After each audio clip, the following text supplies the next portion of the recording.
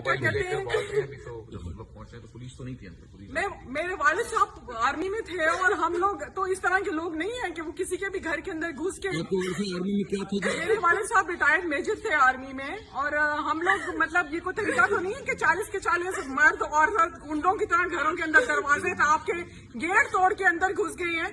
मतलब बाजवा साहब ये हमारी कौम का कुछ और कहते हैं कि आप लोग औरतें, हम लोग इसलिए आगे से मुझे कह रहा है कि तुम औरत हो इसलिए मैं तुम्हें छोड़ रहा हूँ, चलने मार के तुम्हारा मुंह तोड़ देता हूँ। आदमी मुझे बदतमीजी से कह रहा है कि तुम, मैंने पूछा उसे कि तुमने किया क्या जो तुम हमारे घरों में घुस के सब कुछ कर रहे हो?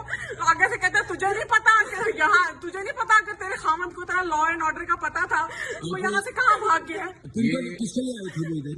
रेहान बिन जावेद साहब को पकड़ने के लिए आए थे, तो उन्होंने आगे हम पे बदतमीजी की है, तशद्दुद किया है, इतना मुझे मार के पूरे तरीके से मेरी बेटी को पूरे तरीके से थप्पड़ मारा है, इतने बुरे तरीके से उसने फोन किया है।